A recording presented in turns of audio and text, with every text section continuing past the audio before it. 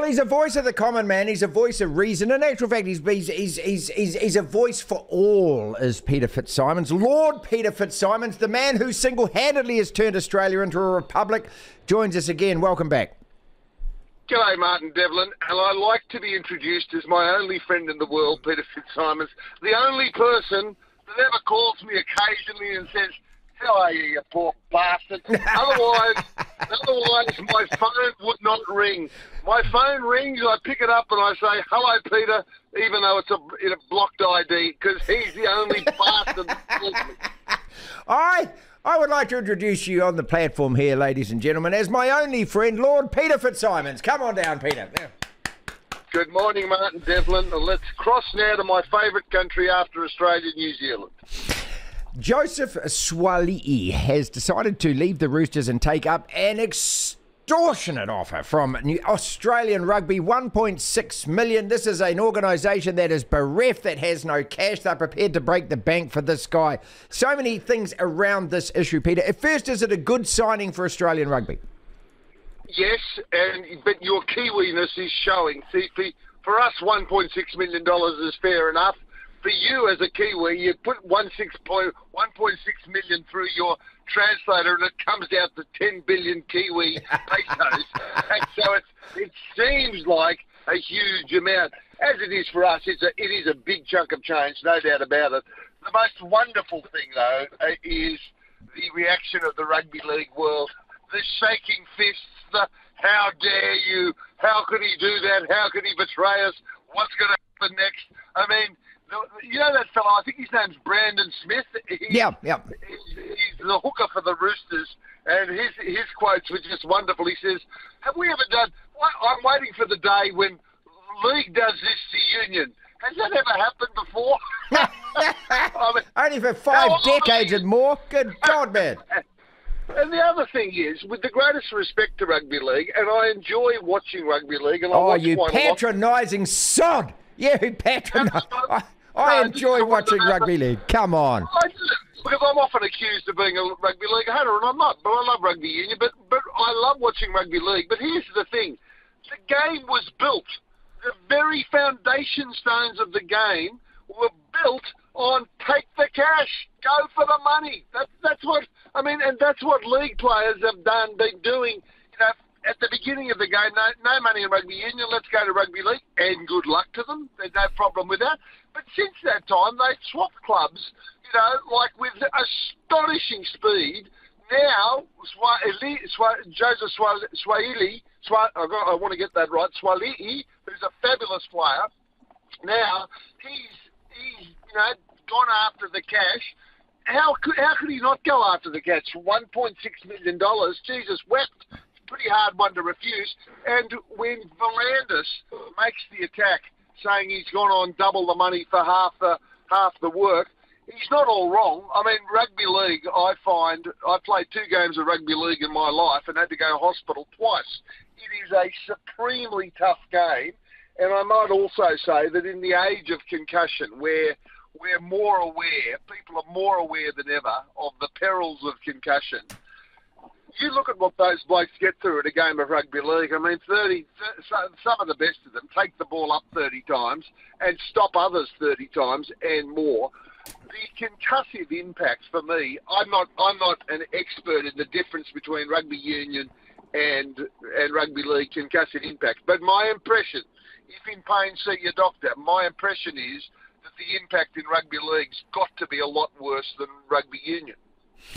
Well, much to absorb with that. Look, and just to educate Brandon Smith, who I like, the cheese they call him. I like this guy, and him saying that, hey, mate, $1.6 million. I mean, winger's not going to beat the All Blacks, mate. He's absolutely right about that. But look, for years and years before rugby became truly professional, back in your day when it was just you received your cash in a brown paper bag at the end, at the end of the after-match dinner, didn't you, Peter? But there were many rugby players that swapped over to league.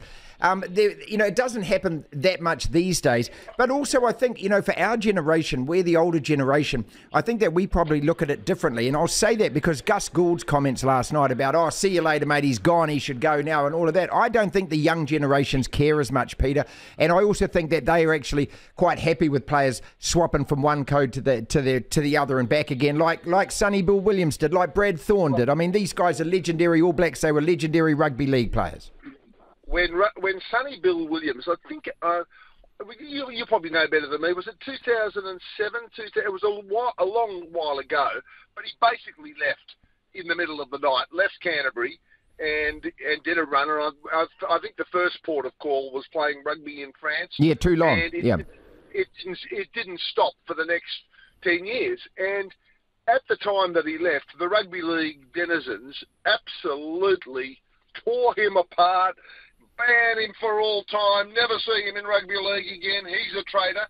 And he, of course, turned into, the hero of rugby league and the hero of rugby union. He's one of the most emblematic players of all time, Sonny Bill Williams, for being a fine man and a fine football player. The rugby league people, they forgave him in record time once he came back. There was no hard feelings whatsoever. And Swali'i I suspect, will be like that. Mind you, I'll say this about him in rugby league. He broke the... there was the thing of you can't come before you're 18. So they changed the rules for him, I think. So I think he first turned out for the Roosters at the age of 17. And he was a very, very, very good player. I don't think in rugby league, they thought that he was going to be a guy who could single-handedly turn a match every match.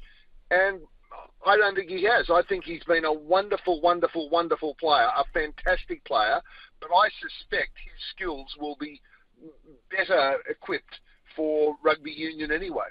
Peter, do you honestly think, do you agree with Brandon Smith that this guy's not going to help you beat the All Blacks? I mean, a winger, and as you know, a winger and a fullback, they're the ones at the end of the day who get all the glory and they score the tries and everything else. But it's only after people like you put your body on the line in front of men like Buck Shelford, Peter, that you look at that man, you confront him at the bottom of a dark place called a ruck, where you're fiddling around and griming and grappling for that piece of pigskin. You then feed it to a little skinny white guy on the wing who scores a try in the corner. That was yesterday's rugby, mate.